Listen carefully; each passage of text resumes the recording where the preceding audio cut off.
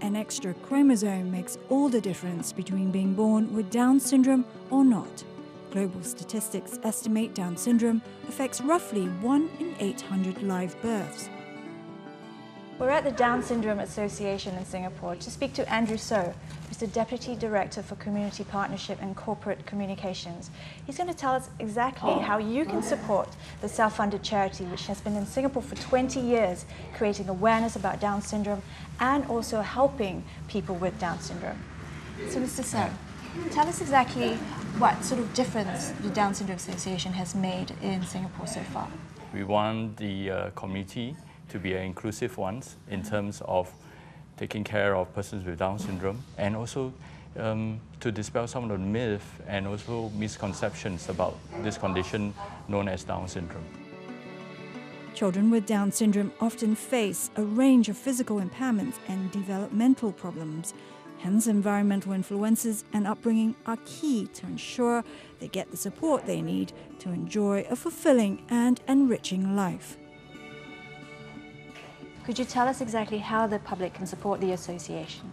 The public could actually come forward and help us to garner awareness for Down syndrome by either picking up a donation card from the association or even signing up for a buddy walk on the day itself, which we are celebrating on the 18th of March. The funds will be used to support and also fund our various educational and enrichment programs ranging from visual arts, sports, and even cognitive training. Okay, great. So in the spirit of giving, would you help us pick the next charity that we're going to visit? All right. Go. I think it's Project Love. All right. So we're going to head to Project Love Asia Foundation to tell you a bit more about how you can support that organization. But in the meantime, we're going to have a look at what's happening behind us.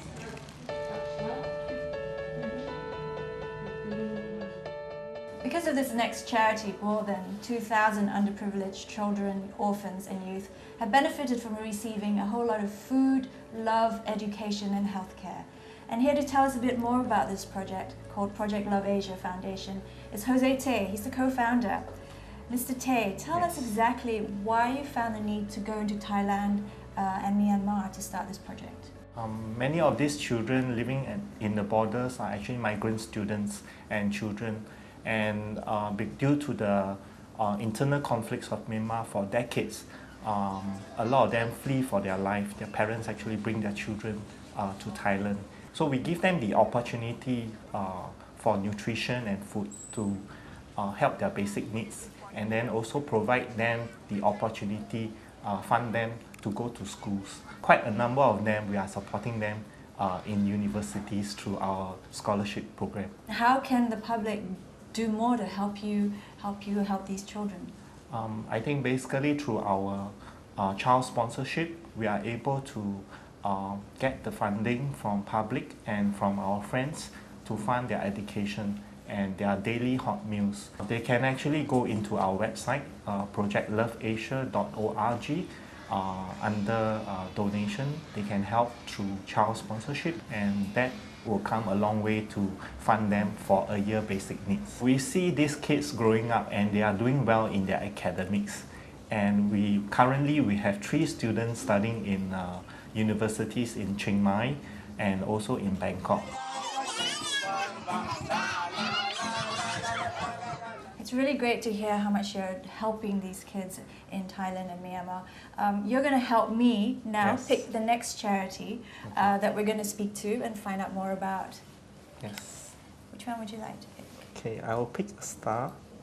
Okay, and you want to pick a gift as well? Yes. And we can see exactly which charity it is? Yes. Okay, so it's the Mothers of Light. Yes. We're going to head there now and find out more about Mothers of Light.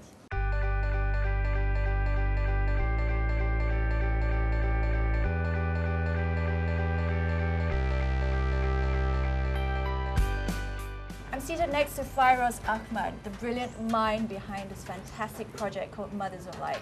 So I'm going to let him tell you more about how he's helped hundreds of women in rural villages in Indonesia empower themselves. Millions of Indonesians, they still live in darkness, and we feel that if you do not have access to light, it's very hard for you to get out of poverty. And many of these poor families in the country, they are still using kerosene, which is very harmful to health. So what we do is that we empower women in these villages to become solar lamp entrepreneurs. So what they do is that they actually are trained to sell solar lamps to their communities and beyond.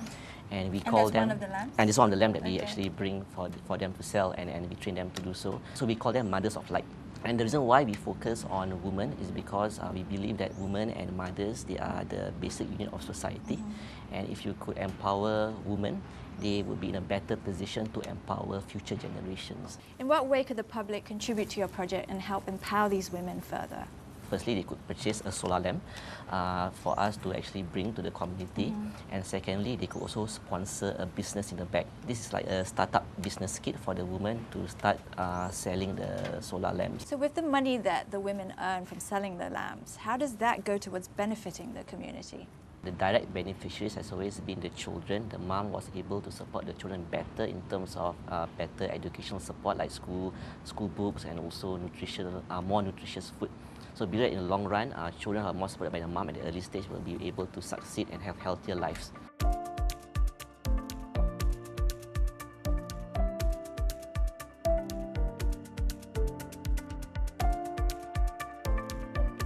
So now we know exactly how we can support Mothers of Light. Faraz is going to help us pick the next charity we're going to speak to. Okay. Yep.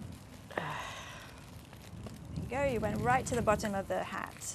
And we've got People's Movement to Stop the Haze.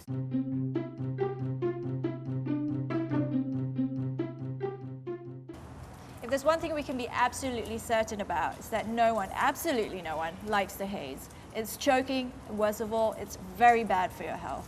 Thankfully, there are organizations around the region who are making an effort to try and end this environmental disaster.